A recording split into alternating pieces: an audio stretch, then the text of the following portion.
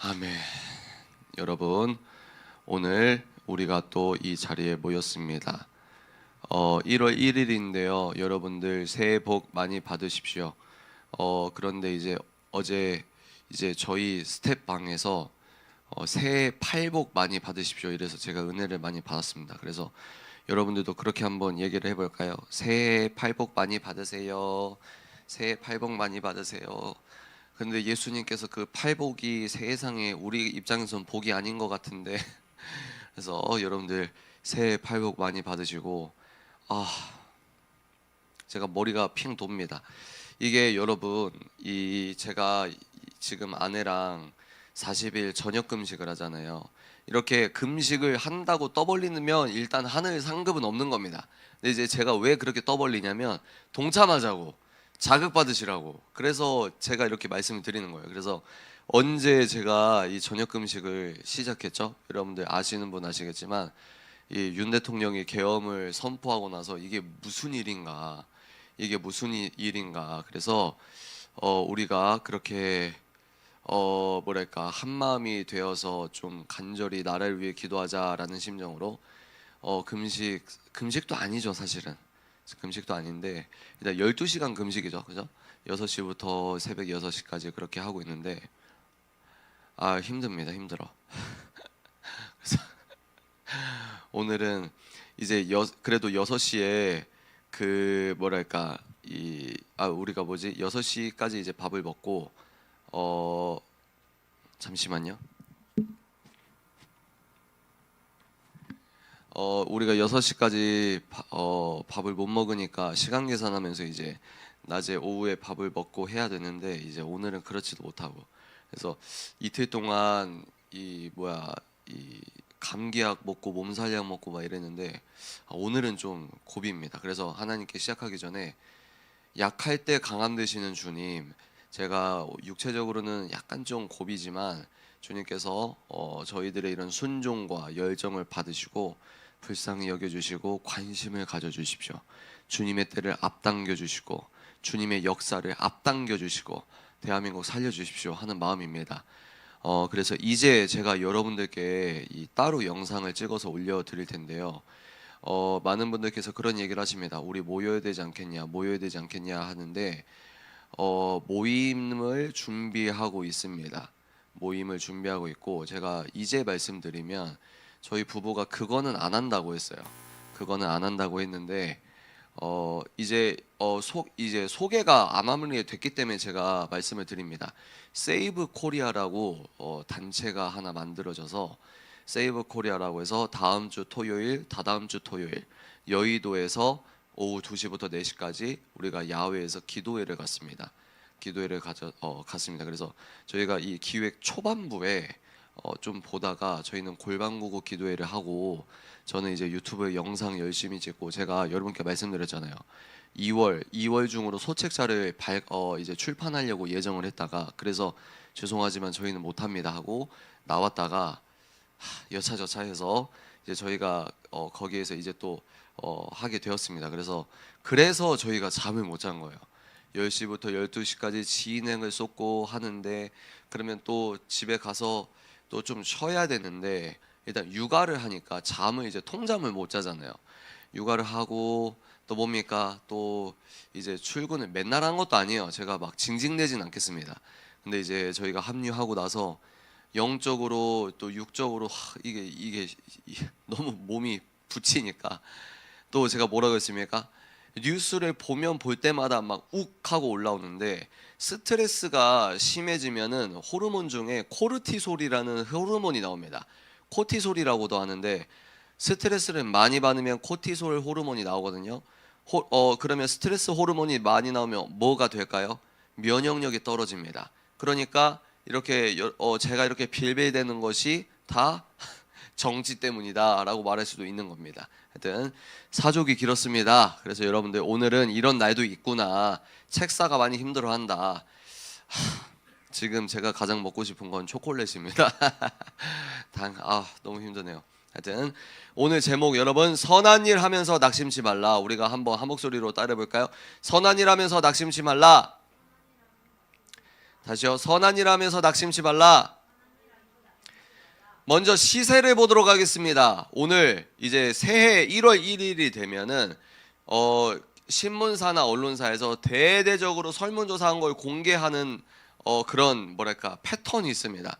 그래서 동아일보에서 오늘 윤석열 대통령 탄핵이 인용돼야 된다가 70.4%다. 그럼 많아 보이잖아요. 뭐 어떻게 보면 많아 보이는데 70.4%가 탄핵이 인용이 돼야 된다라고 하는데 무려 10명 중에 3명은 탄핵을 반대한다. 이게 엄청나게 무서운 겁니다, 여러분. 우리가 그때는 20%막 이랬잖아요. 14% 이게 아니고 무려 10명 중에 3명은 이게 완전히 잘못됐다라고 생각을 하고 있다는 겁니다. 그리고 내란죄 적용해야 한다라가 67.2%다. 말이 안 되는 겁니다. 말이 안 되는 거. 법리적으로 헌법적으로 여러분 윤석열 대통령뿐만 아니라 그 어느 대통령이 되더라도 계엄은 대통령의 고유 법적인 권한이란 말이에요. 내란죄냐 아니냐 그러면 따져봐야 하는데 내란죄라고 이미 정해놓고 지금까지 체포하고 긴급체포하고 구속하고 지금 8년 전이랑 똑같습니다. 내란이냐 아니냐를 따져봐야 될 거 아닙니까? 법리적으로 절차적으로 따져야 되는데 지금 그 법리적 수순이 지금 여러분 이게 말이 됩니까? 지금 한국이 법치가 잘 실현된다고 보십니까? 민주당은 어떻게 합니까? 저는 여러분 민주당 이재명 윤석열 이렇게 말을 합니다. 여러분 제가 이 구국기도회 하기 전부터 목소리를 진하게 낸 순간부터 전 앞으로 교회 못 다녀요. 전국에 있는 교회 중에 반드시 뭐요? 윤석열은 내란이다. 윤석열 탄핵해야 된다. 라고 하는 성도들이 있단 말입니다. 근데 제가 교회 못 다니니까 톤 조절하고 제가 살림 생계하려고 이거 집어치우고 내가 굶어 죽으면 굶어 죽었지 하나님 편에서 나는 이게 맞다 이 말입니다. 그러니까 뭡니까? 10명 중에 3명은 이게 반대한민국적으로 나라가 위기다. 그러면 어제 제가 뭐라고 했습니까? 느헤미야가 성벽을 재건하는데 왜 재건을 합니까? 성벽을 쌓고 성벽이 재건되어야 그 안에서 제사를 드리잖아요. 우리가 개인의 자유, 자유민주주의는 제가 어떤 자유라고 했습니까?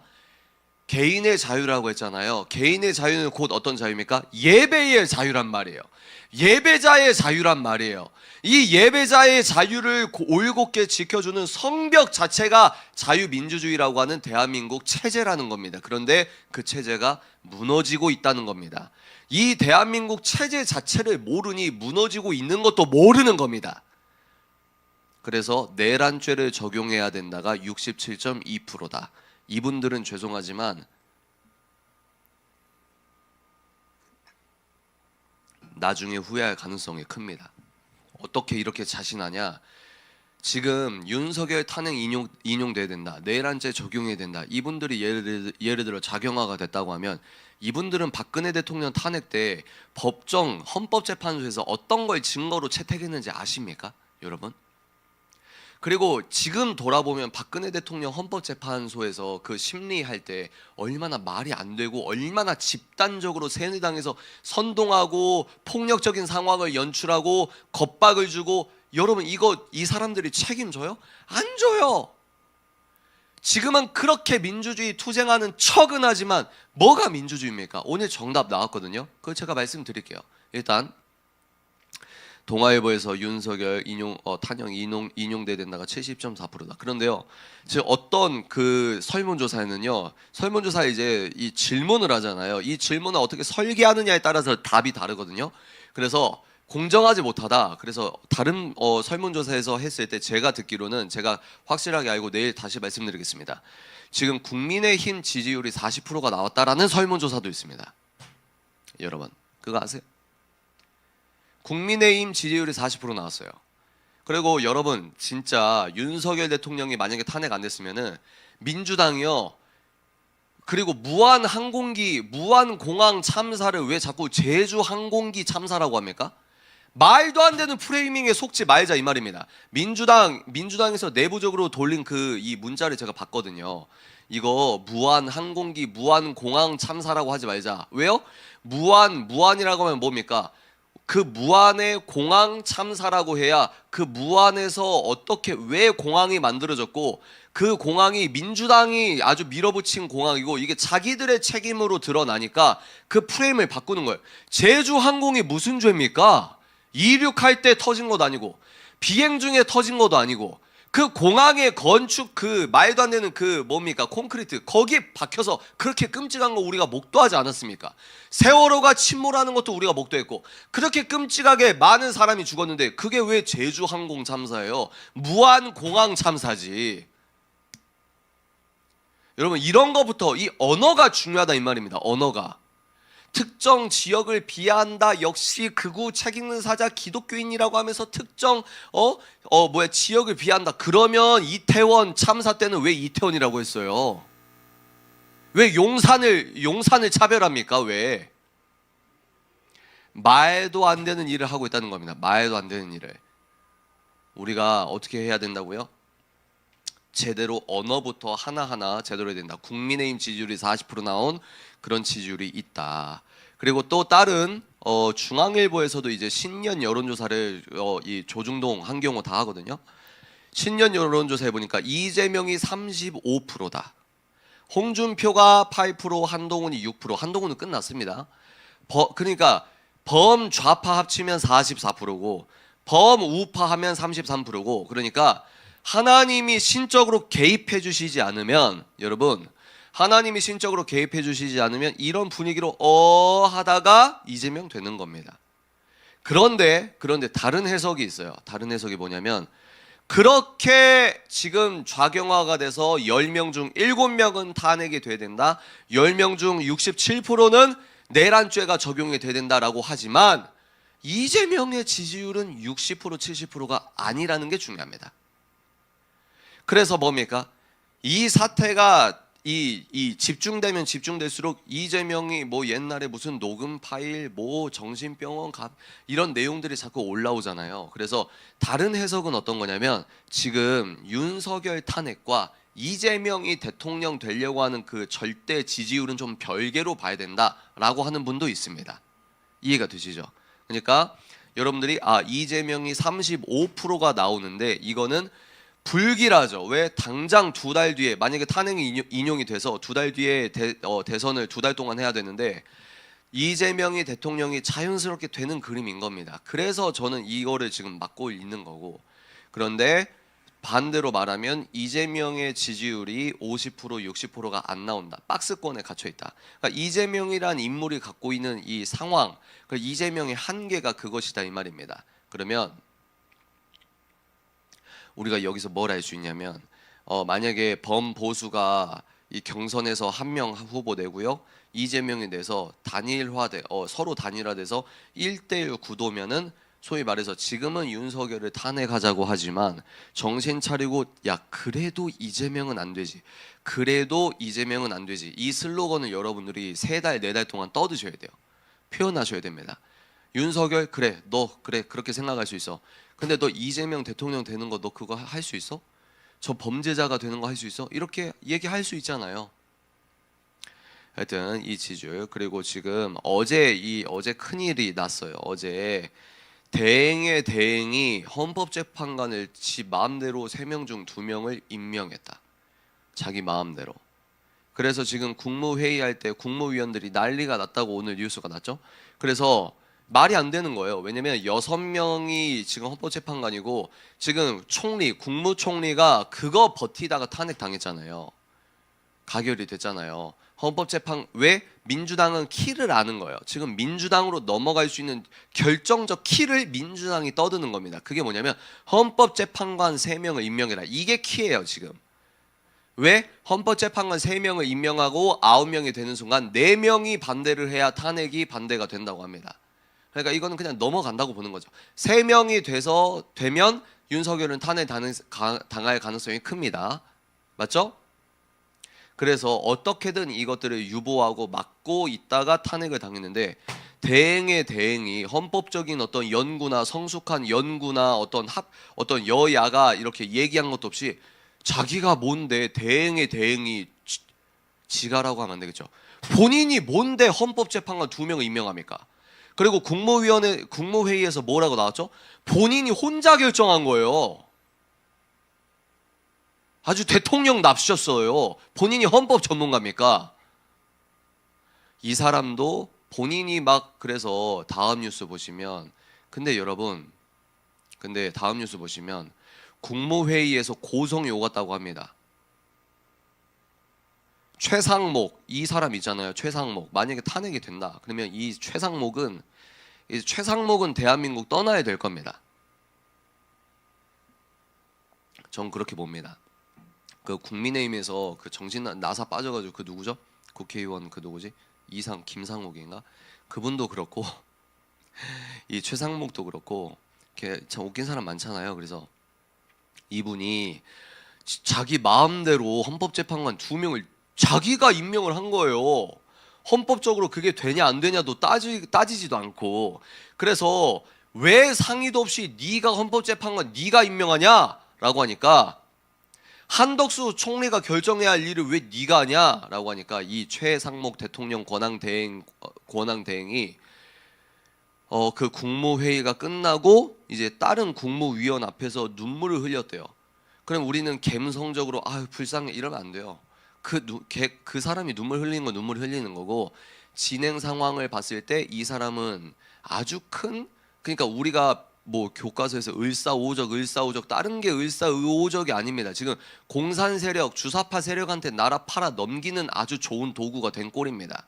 본인이 슬프고 본인이 울고 본인이 알아달라고 하는 거 그런 사적인 거에 우리가 흔들리면 안 되고 공적으로 본인이 뭔데 권한 대행이 헌법재판관을 2명을 자기가 임명하냐고요. 그러니까 코르티솔이 나오니까 감기가 걸리고 몸살이 걸리고 지금 식은땀이 나는 겁니다.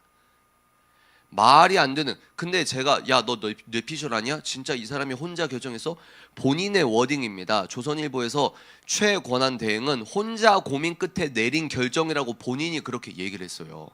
아주 대단한 대통령 납셨습니다. 그런데 웃긴 게 뭔지 아십니까? 지금 민주당이 뭐라고 하는 줄 아세요? 최상목도 탄핵할 수 있다 이렇게 얘기했어요. 여러분 얘 가만 냅둘 거예요.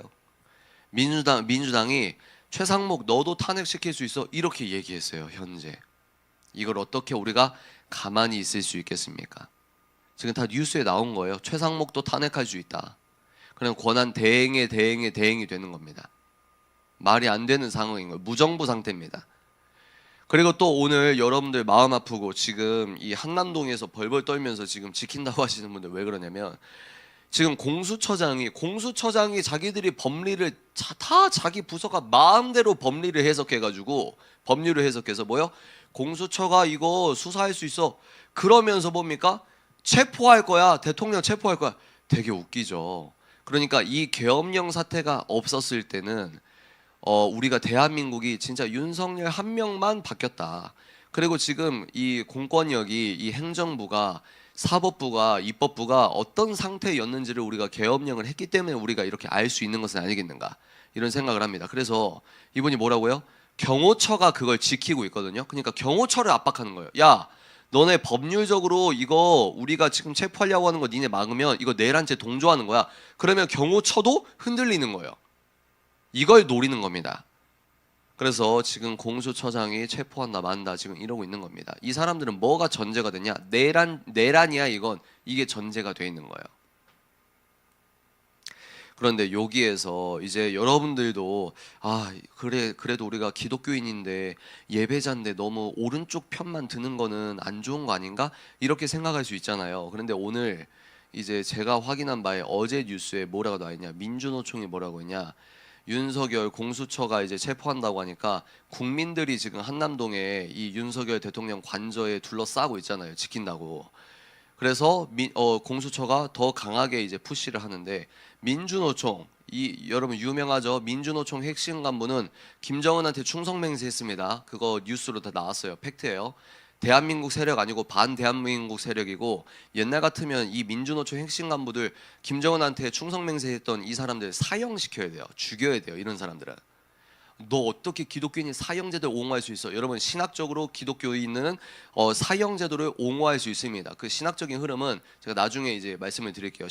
총신대에서 나온 이런 논리가 있거든요. 그건 나중에 말씀드리고 그러니까 우리가 너무 해맑게 예수 믿으면 안 된다 이 말입니다.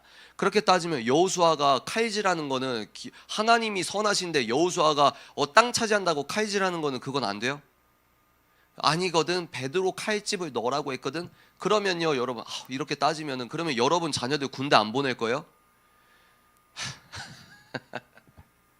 여러분, 제가 다시 정신 차리겠습니다. 다시 톤 조절해서 우리가 같이 지금 여러분과 말싸움 하려고 하는 게 아닌데, 제가 어떤 말을 하면은 어이없게 논박하려고 하는 그런 종교인들의 논박 내용이 예상이 되니까 그러면서 제가 막 화가 나는 겁니다. 그런데 민주노총이 뭐라고 했냐? 윤석열 대통령 체포영장 집행 안 되면 우리 1월 3일에 집결할 거야. 1월 3일에 한남동에 윤석열 집 앞에 집결해서 우리가 체포를 강행할 거야, 이렇게 얘기했거든요. 어떻게 생각하세요? 여러분, 뭐가 내란입니까? 아직도 정신 못 차리는 분들은 이건 진짜 영적 미혹이라고 봐야 돼요. 그러니까 껍질만 인간인데 다른 거예요. 내용이 다른 것 같아요. 그래서 서울대에서 연구를 해보니까 좌파, 소위 말해서 민주당 지지자와 국힘 지지자 이러면서 이제 뇌 연구를 해보니까 실제로 뇌가 다르다고 합니다. 다를 수밖에 없어요. 왜? 뇌의 가소성이라는 게 있거든요. 그래서 민노총이 3일에 집결한다고 하는데 여러분 기도해야 돼요. 우리가 오늘 이거 기도해야 돼요.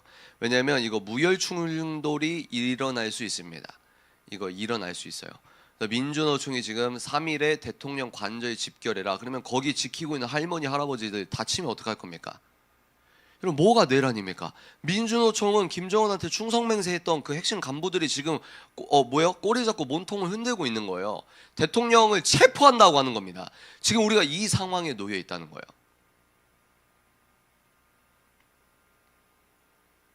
그래서 우리가 이런 상황에서 오늘 제가 하나님 너무 힘듭니다.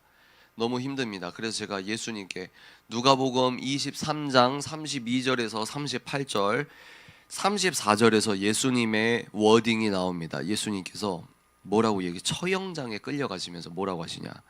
그때에 예수께서 말씀하셨다. 아버지, 저 사람들을 용서하여 주십시오. 저 사람들은 자기네가 무슨 일을 하는지 알지 못합니다. 그들은 제비를 뽑아서 예수의 옷을 나누어 가졌다라는 구절이거든요. 그러니까 제가 오늘 하나님께, 하나님, 저 사람들은 지금 자기네가 무슨 일을 하는지 모릅니다.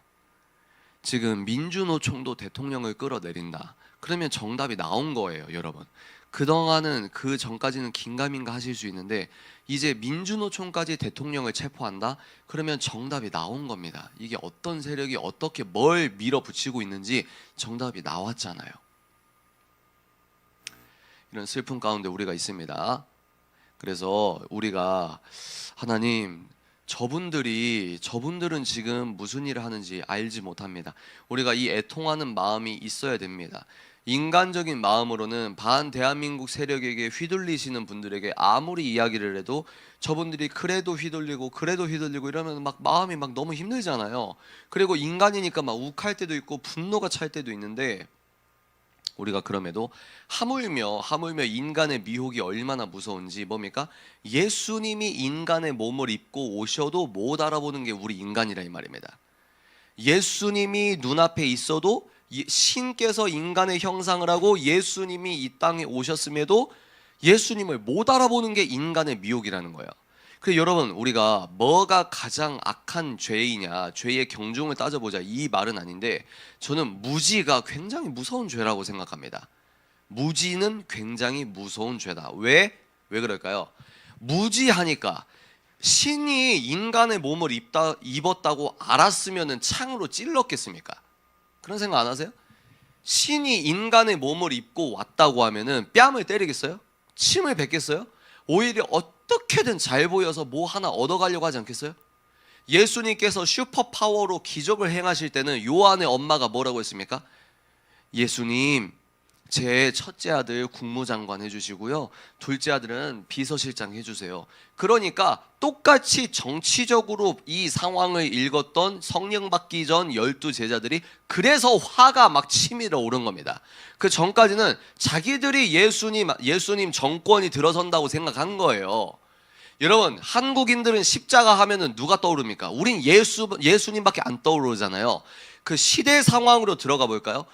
유대인들은, 당시에 이스라엘 사람들은 십자가 처형으로 내 큰아빠가 쿠데타 같이 가담해서 죽어가지고 내 큰아빠가 달려있고 내 고모부가 달려있고, 그때 당시 이스라엘 사람들은 십자가가 예수님이 처음이 아니었다 이 말입니다. 그리고 하물며 부활하신 예수님, 부활하신 성체 예수님, 신께서 예수님이 신이셨구나 라는 것을 깨달았던, 부활하신 후에 만났던 제자, 예수님의 제자 베드로도 예수님께 뭐라고 얘기했죠? 예수님, 그러면 이스라엘 정권을 세우고 로마 정권이 망하고 이스라엘 국권을 회복하는 게 이때입니까? 그게 인간이라는 말입니다. 성령 받기 전 인간들은 뭐예요? 예수 정권이 일어날 줄 알고 거기에서 자기들의 열심을 가진 애들이 왜 없었겠어요? 그러니까 서로 내가 국방부 장관이야, 내가 뭐 장관이야, 내가 뭐 하나 하지 않을까, 하지 않을까? 예수님께서 죽은 자를 살리십니다. 5,000명을 먹이십니다. 이런 초자연적인 능력으로 로마 정권을 손가락 하나 딱 갖다 가면 물 위를 걸으시는 저 초인 같은 분이 로마 정권, 로마 황제가 나오면 예수님이 선포하시면 저 영혼을 하나님께서 뺏어가지 않을까? 그래서 하나님, 이사야 선지자가 말했던 그런 내용들이 우리 눈앞에 벌어지는구나. 장점은 뭡니까? 이 사람들은 신앙이 생활이 된 거예요.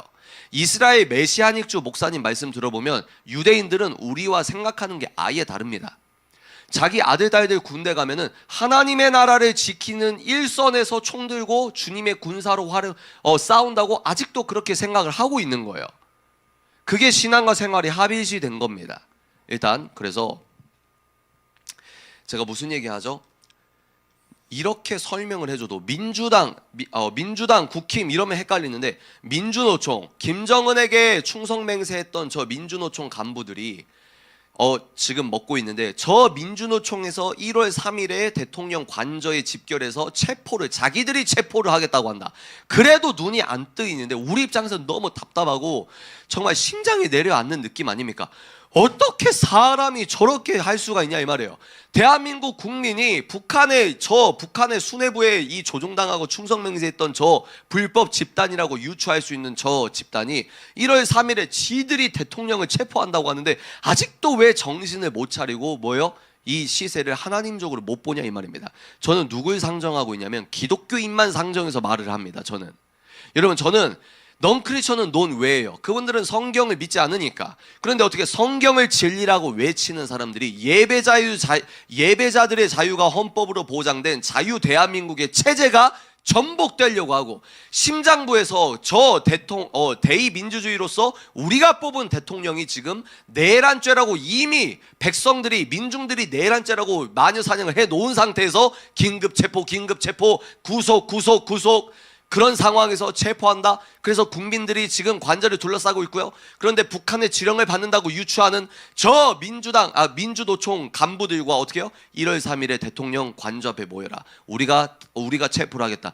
여러분, 진짜 생각을 해보십시오. 윤석열 대통령이 직무가 정지되어 있지만 심리 중이잖아요. 근데 민주노총이라고 하는 한 집단이 윤석열을 끌고 가는 거, 여러분 그거 두 눈으로 볼 수 있겠냐 이 말입니다. 지금 이 상황이 얼마나 절체절명의 상황이냐 이 말이에요. 그래서 화가 난다 이 말입니다. 근데 우리는 그래도 예수님의 마음을 보는 거예요. 하물며 예수님도 못 알아봤다 이 말이에요. 하물며 예수님과 말이 3년이지 3년 동안 동고동락한 거예요. 제가 10월 27일 연합예배 때 2달 동안 마포로 출근하면서 그 2달 동안 같이 일했던 사람 얼마나 정이 들었겠어요. 근데 그 2달도 그렇게 길었는데 3년 동안 예수 그리스도와 동고동락을 했다는 거예요. 그 사람들도 인간적인 눈으로, 세속적인 눈으로 본 겁니다. 하물며 예수님께, 그러니까 다시 이 얘기를 왜 합니까? 예수님이 신이신 줄 알았으면 침을 뱉었겠냐? 예수님이 신이신 줄 알았으면 창을 찔렀겠냐? 예수님이 신이신 줄 알았으면 뺨을 때렸겠냐? 이 얘기를 왜 하고 있죠? 우리가 얘기를 해서 눈에 비늘이 벗겨졌으면 이미 저 사람들이 좌경화가 보혈로 씻겨 내려갔겠죠. 그러니까 우리는 하나님께 간절히 기도하는 거예요. 하나님, 인간적으로는 저분들이 정말 화가 나고 답답하고 미련한 것 같고 이러지만 예수님 보혈의 능력, 하물며 예수님도 뺨 맞았습니다. 그러면서 예수님이 뭐라고 하셨습니까? 저들을 쓸어 주십시오. 이게 아니라 용서해 주십시오. 그러면서 뭐예요? 저 사람들은 자기네가 무슨 일을 하는지 모르는 겁니다. 그러니까 무지가 불쌍하면서 동시에 굉장히 악한 거예요. 무지하니까 신을 몰라보는 겁니다. 그러니까 이런 의미에서 무지는 곧 교만이라는 겁니다. 그리고 하나님은 교만한 사람을 가장 싫어하십니다. 그래서 오늘 말씀 본문이 뭐죠? 오늘 말씀 본문 갈라디아서 6장 1절부터 10절인데, 제가 그래서 하나님, 제가 오늘은 이런저런 뉴스 보면서 그냥, 여러분도 그런 생각 안 해보셨습니까? 그냥 한번 망해야 정신 차리나? 이 생각 안 해보셨어요? 미국에서도요, 어땠습니까? 제가 어제 말했잖아요. 오바마 정권부터 시작해서 지금까지 트럼프가 재선될 때까지 16년 걸렸거든요.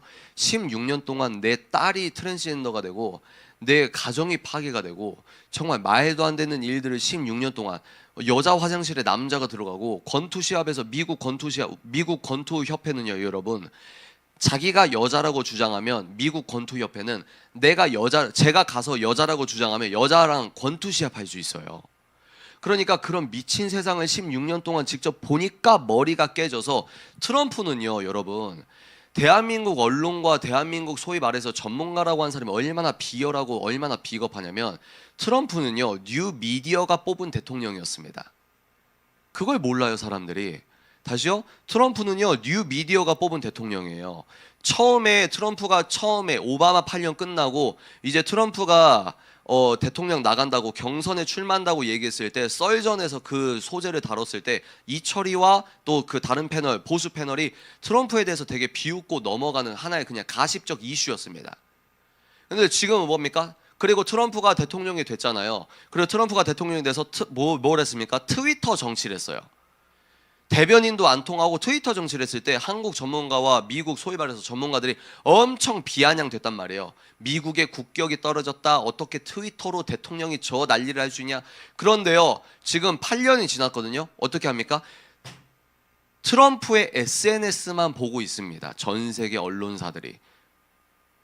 그리고요, 트럼프가요, 지금은요, 어떻게 했습니까? 지금도 주류 언론은 CNN이나 또 뭡니까, 뉴욕타임즈나 이 팍스 말고 이제 다 좌경화된 미국 언론사들 있잖아요. 똑같이 4년 전이랑 힐러리랑 맞짱 떴을 때 똑같이 말도 안 되는 거짓말을 지금 MBC와 이 YTN과 이런 애들처럼 그렇게 점철을 시켰어요. 근데 왜 됐는지 아십니까? 첫 번째, 학습 효과가 끝난 겁니다.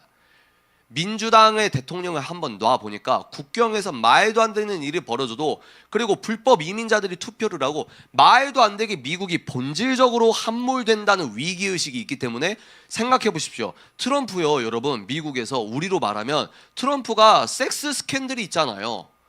기소가 됐었잖아요. 대선 중인데, 우리로 말하면 이재명이랑 윤석열이 대선 기간 동안 서로 대선 후보가 돼서 싸우고 있는데, 윤석열이 섹스 스캔들 터져서 재판을 받고 있고, 재판 나오면 언론에서 때리고 난리가 나고, 근데 이상하게 지지율이 안 무너지는 거예요. 왠 줄 아세요? 그래서 일론 머스크가 트위터를 사버린 겁니다. 트위터가 얼마나 극좌인 줄 아십니까? 저보다 지금 잘 아는 사람 별로 없을걸요. 왜? 저는 일론 머스크 공식 정기를 읽었으니까.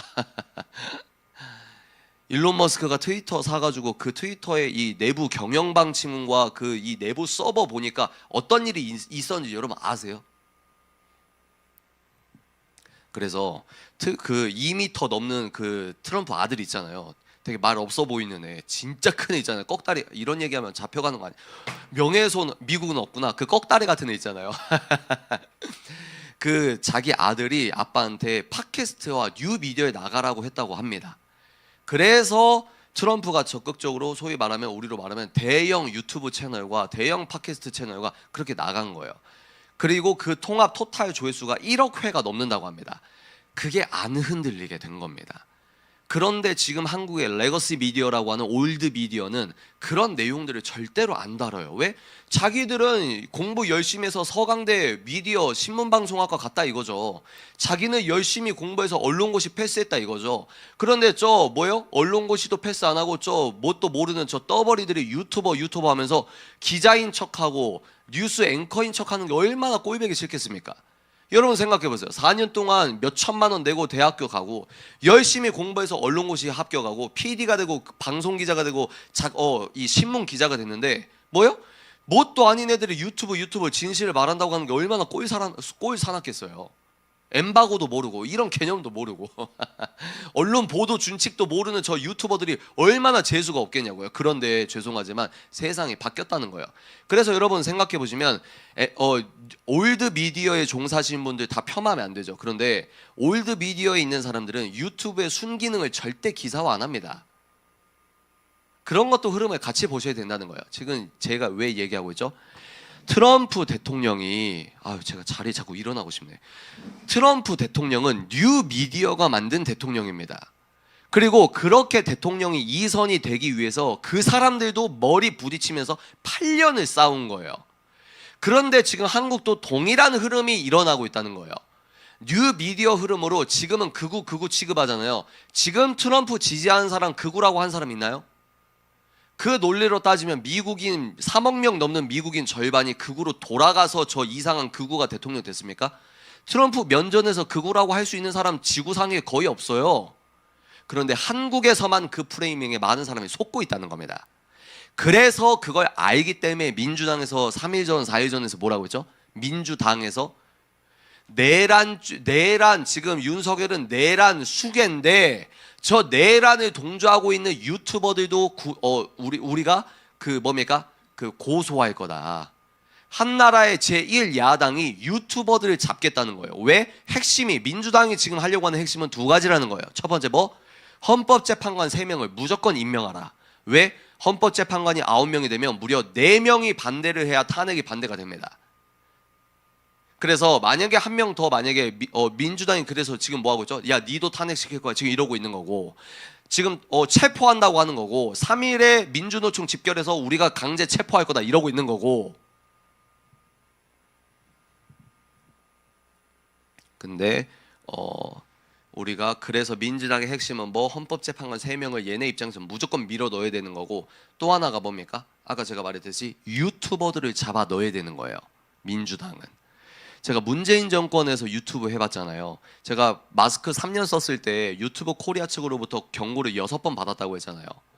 제가 이상한 얘기한 게 아니라 뉴스 발췌하고 의사가 쓴 책 발췌하고 통계 발췌해서 그거 정리해서 말했는데 6번 경고를 받은 거예요. 그리고 여러분 전 궁금한 게 김어준이나 강선범 개그맨인데 좌파 되는 애 있잖아요. 애라고 하면 안 되겠지. 아저씨 있잖아요. 강선범이나 이 김어준은 유튜브에서 노란 딱지 거의 안 받을 거예요 아마. 그런데 대한민국적으로 유튜버 하시는 분들은 뭐만 하면 노란 딱지다. 그러면 여러분들은 잘 모르세요. 왜? 여러분들은 이미 생계 활동을 하고 계시니까. 그런데 저처럼 전업으로 이런 이야기를 하는 사람들은 반드시 생계가 해결이 돼야 이런 얘기를 할 수가 있는 겁니다. 그럼 뭐라고 비아냥되죠? 야, 쟤네들 저렇게 극우적인 얘기를 해야 저래야 쟤네들 돈 버는 거야. 웃기고 자빠졌다.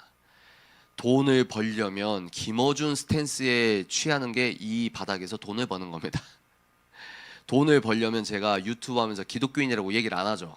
그래야 돈을 버는데 제가 기독교인이고 기독교 보수주의 스펙트럼으로 얘기하니까 기껏해야 20만이 안 되는 겁니다, 여러분. 근데 애초에 돈을 벌려면 기독교인 티 안 내고 사람들 좋아하는 거 탁탁탁 하면 돼요.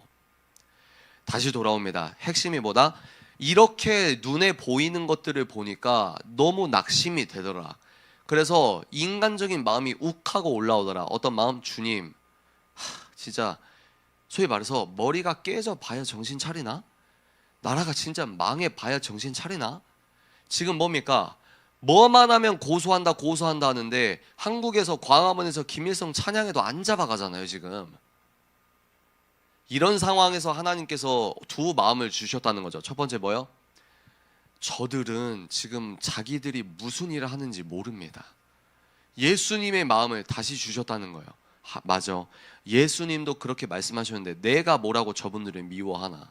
두 번째, 오늘 갈라디아서 6장 9절 10절입니다. 세 번역으로 읽어드릴게요. 선한 일을 하다가 낙심하지 맙시다. 그러니까 이 저와 생각이 다른 분들은 얼마나 화가 나겠습니까? 왜? 네 스탠스가 왜 선한 일이야? 너 되게 무서운 애네. 이제 그런 말이 지치잖아요. 그런데 저분들은 그게 본인들이 무슨 말 하는지 모르니까 그런 말을 하신다고 유추하는 겁니다. 그래서 선한 일을 하다가 뭐요? 낙심하지 맙시다. 지쳐서 넘어지지 아니하면 때가 이를 때에 거두게 될 것입니다. 여기서 중요한 게 뭐냐? 때입니다. 때. 하나님의 때가 되면 거두게 될 거다. 악이 창궐한 것 같아 보이지만 바로 왕과 모세의 이야기를 통해 우리가 유추할 수 있는 것은 하나님은 특정한 때에 하나님의 복음의 역정과 대한민국의 복음화를 위해서 우리 입장에서는 굉장히 안 좋아 보이는 일들을 하나님의 섭리와 시나리오 가운데 그 서사를 이용한다는 것을 알 수 있다는 거예요. 하만을 생각해 보십시오. 하만이 왜 유명해졌습니까? 우리로 말하면 하만이 이 왕 빼고 지지율 1위예요. 덕망도 있고 공권력도 있고 넘버 2였습니다. 우리 입장에서는 너무 위험해 보이는 거예요. 그런데 하만의 지지율이 오르고 하만의 공권력이 커지는 이유가 뭐예요? 하나님이 이스라엘의 역사 가운데 청소해야 될 것들이 있기 때문에 우리는 알지 못하나 하나님의 복합적이고 입체적인 섭리 가운데 하만 같은 악인을 점점 세우는 것처럼 보여주는 겁니다. 일종의 악이 팽창하게끔 어느 정도로 하나님께서 기다리시는 것만 같은 때가 있다는 거예요.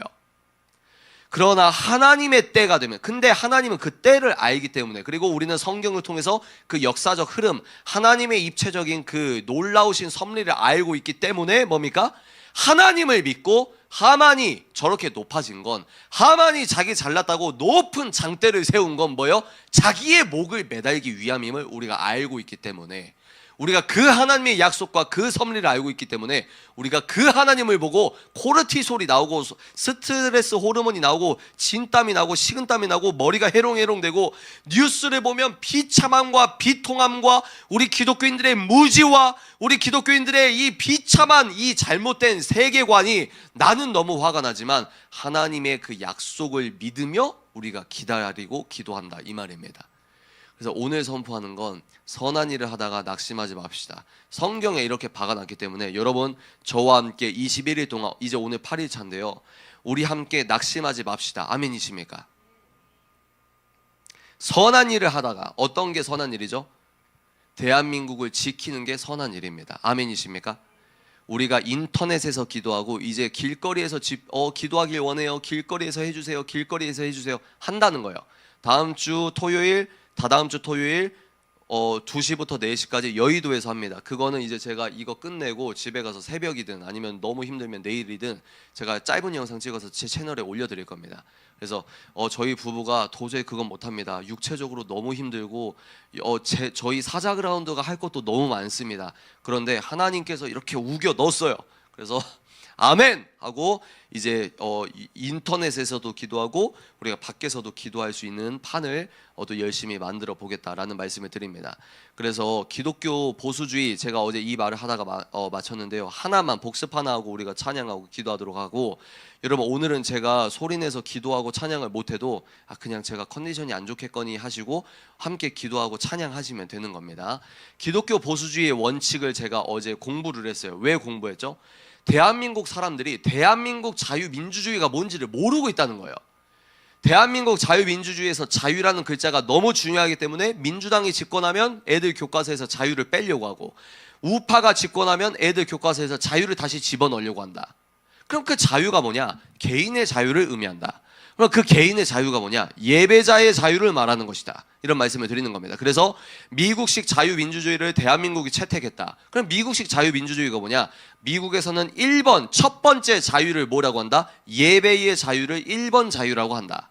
그리고 그 미국식 예배의 자유를 1번이라고 놓는 성경 위에 만들어진 성경에 열려있는 사회 시스템, 지구상에서 유일하게 예배자들을 법적으로 보호하는 시스템이 미국식 자유민주주의입니다. 그래서 사탄이 그걸 너무 싫어하는 거예요. 왜? 미국이랑 한국만 넘어가면 지구상에서 체제적으로 하나님을 옹호하는 체제가 없어지기 때문입니다. 지구의 불이 꺼지는 것만 같기 때문입니다. 그래서 미국과 한국이 그렇게 영적으로 치열한 내전 중에 있다는 겁니다. 그래서 우리가 그 미국식 자유를 이승만이란 하나님의 퍼즐로서, 이승만 인간으로는 공과 과가 있지만 다윗도 공과 과가 있지만 하나님의 관점으로 다윗이 내 마음에 합한 자다, 이렇게 얘기했듯이 이승만이라는 퍼즐을 통하여 이승만의 공과 과가 있지만 하나님이 일단은 김구니 무슨 여운형이니 아니야, 일단 이승만을 선택했는데 그 이승만은 어릴 때부터 20대 초반부터 배제학당에서 선교사를 통하여 자유민주주의에 눈을 떴다는 겁니다. 이승만의 기록을 보면 배제학당 다닐 때 배제학당 입학하기 전에 엄마랑 약속했다고 했죠. 어떤 약속이요? 너 예수교 믿지 말아라. 어머니 알겠습니다.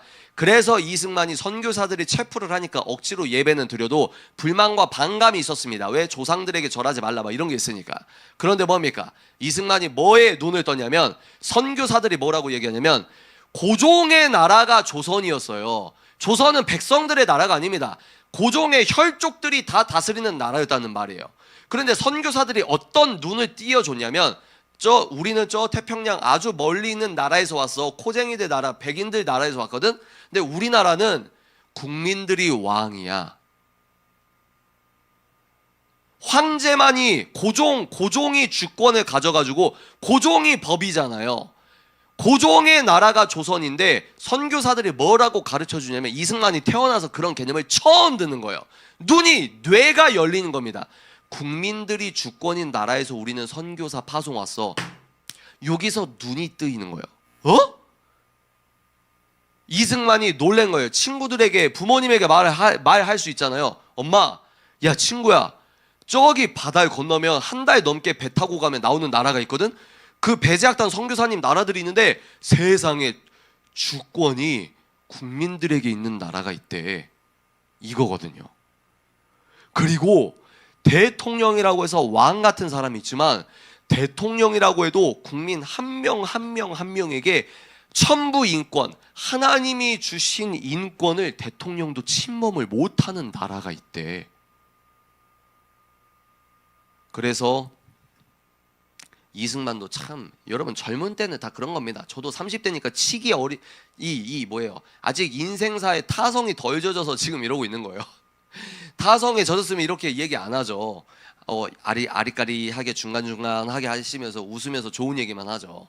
그런데 여하간 이승만이 독립협회에서 막 주필로서 글 쓰고 매일신문사에 주필로서 글 쓰고 독립운동하고 그러면 고종이 시퍼렇게 눈 뜨고 있는데 국민주권 이런 독립하면은 좋아하겠습니까?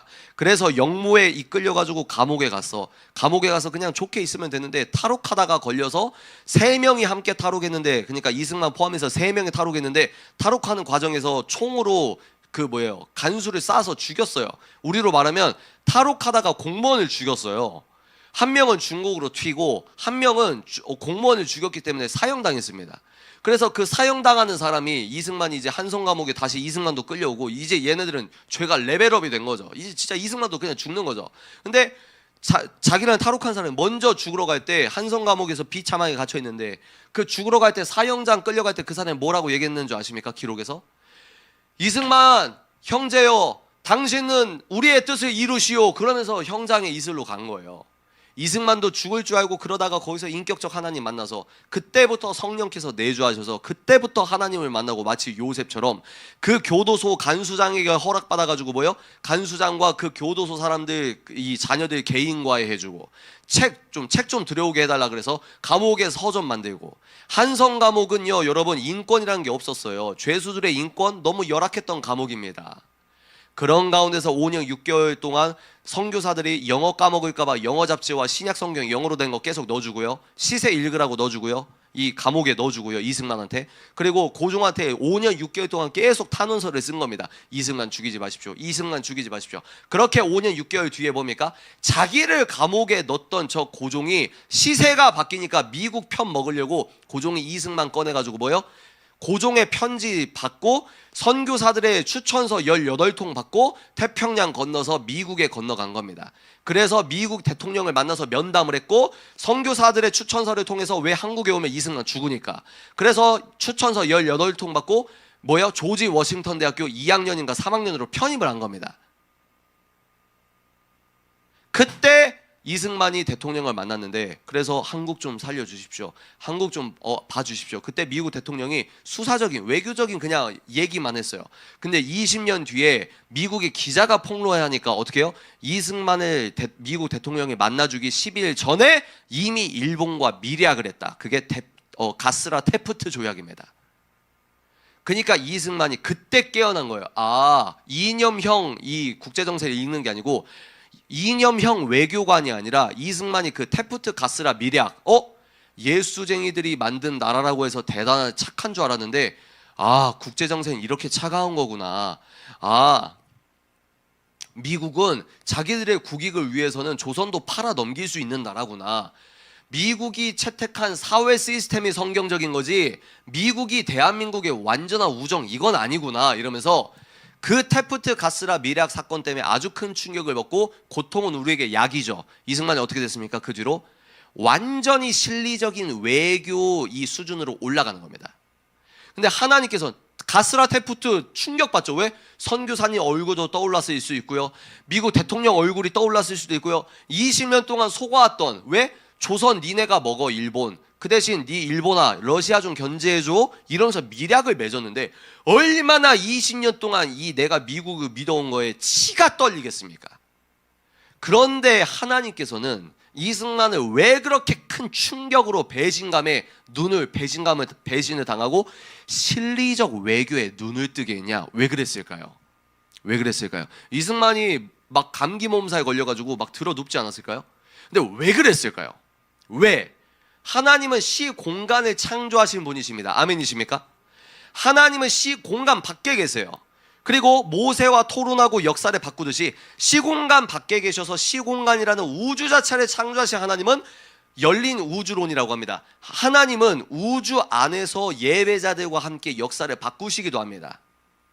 다시 이승만이 테프타 가스라 밀약을 통해서 실리적 외교에 차가운 이 국제정세에 눈을 뜨게 하신 이유가 뭘까요? 하나님은 6.25 전쟁을 알고 있었다는 거예요. 6.25 전쟁 상황에서 미국과 맞짱 뜨듯 정말 국익을 위한 피를 토하는 심정으로 완전히 미국의 멱살을 잡는 외교수를 하기 위해서는 테프트 가스라 밀약의 충격이 필요했던 겁니다. 우리가 앞으로 어떤 장면을 볼지 몰라요. 윤석열 대통령이 직무정지 당한 대통령이, 국민 중 2,500만 50%가 찍은 국민, 저 윤석열 대통령이 민주노총 애들이 개처럼 끌고 갈지 누가 합니까? 아니면 할머니 할아버지들이 영하의 날씨에서 밥도 못 먹고 찐빵 같은 거 먹고 벌벌 떨면서 나라 지킨다고 이러고 극우 취급받고 손자가 손절하고요, 아들이 손절하고요, 카톡으로 엄마 다시는 만나지 마 손절 다 당하고 추위에서 윤석열 지킨다고 저렇게 앉아있는데, 민주노총과 유혈 충돌 나가지고 우리의 할머니 할아버지가 여기 뇌 터지면 어떻게 할 거예요?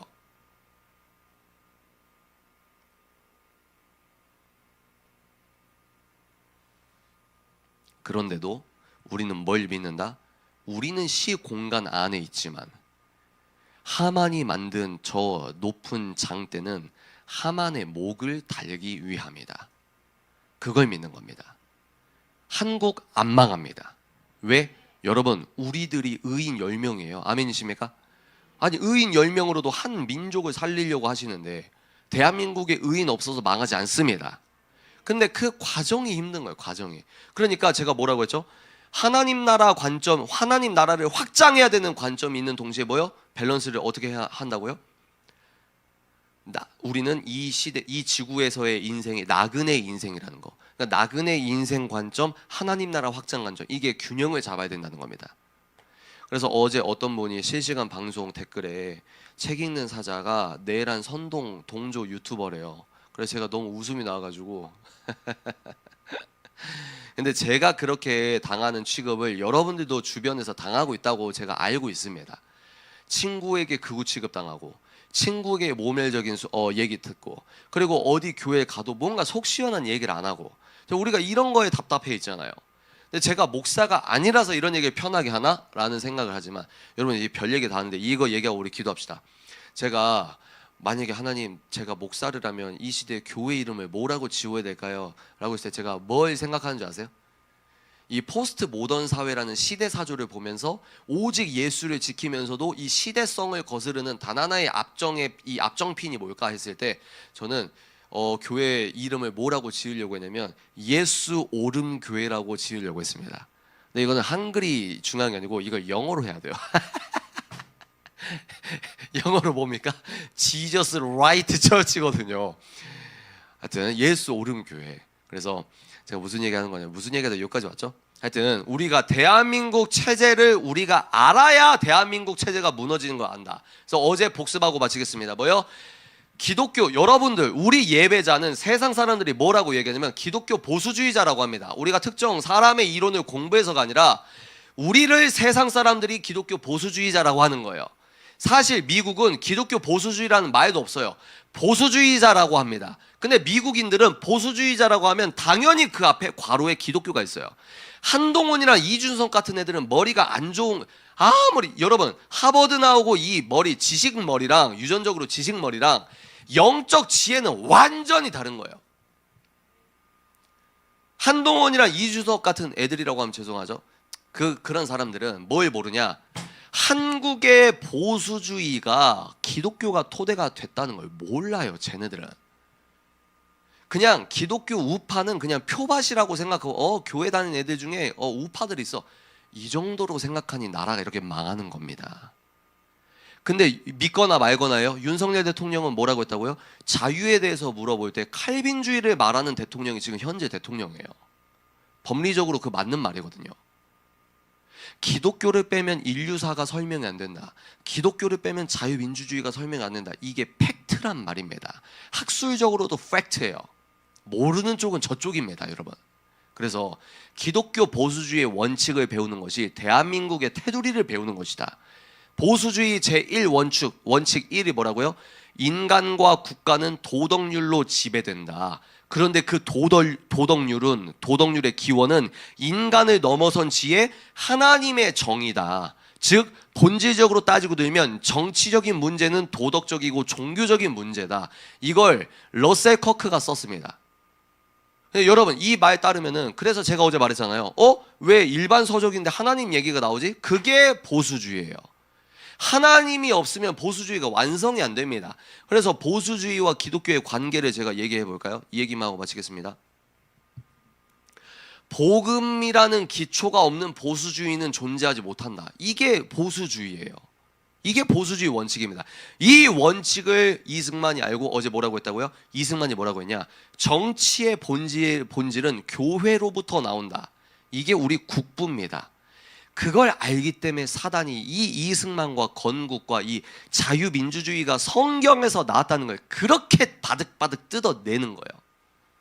그러니까 공과 사를 구분해서 내 신앙을 사적인 영역에 두는 기독교인들로 아스팔트를 이분화해서 콘크리트를 신앙과 생활을 뜯어놓고, 정치 얘기할 때는 이 사회정의 세계관, 종교 얘기할 때는 오직 거룩한 척은 다 하는 코스프레, 그렇게 이분법으로 살다가 때가 악하고 마라나타가 언제가 될지 모르지만 점점 갈수록 악이 창궐하니 이게 이제 전면으로 나오는 겁니다.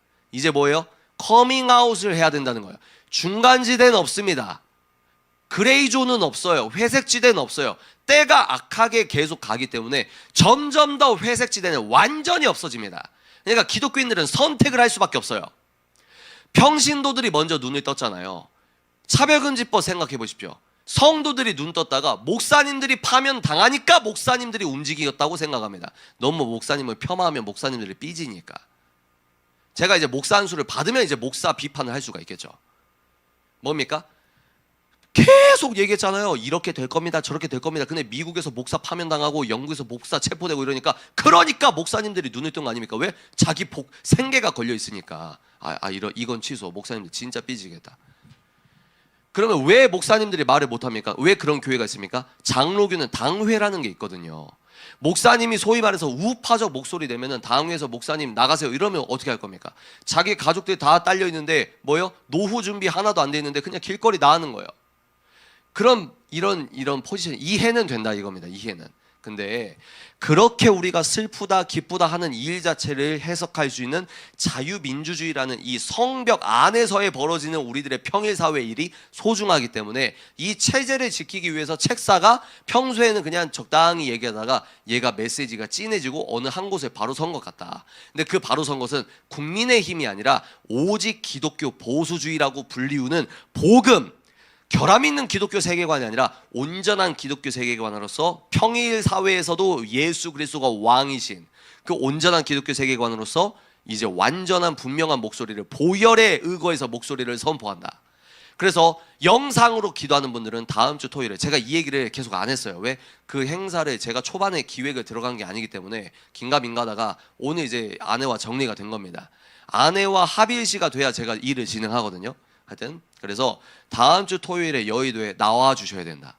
그럼 이런 분들이 있어요. 지금 광화문에서 하고 있는데 왜 내부 분열합니까? 그런 분들은 거기 가시면 되는 거예요. 그런 분들은 거기 가시고, 네, 여러분들이 난 여의도 가려고 그러면 여의도에 모이셔야 되는 것이다. 이런 이야기는 제가 나중에 하겠습니다. 정리하겠습니다.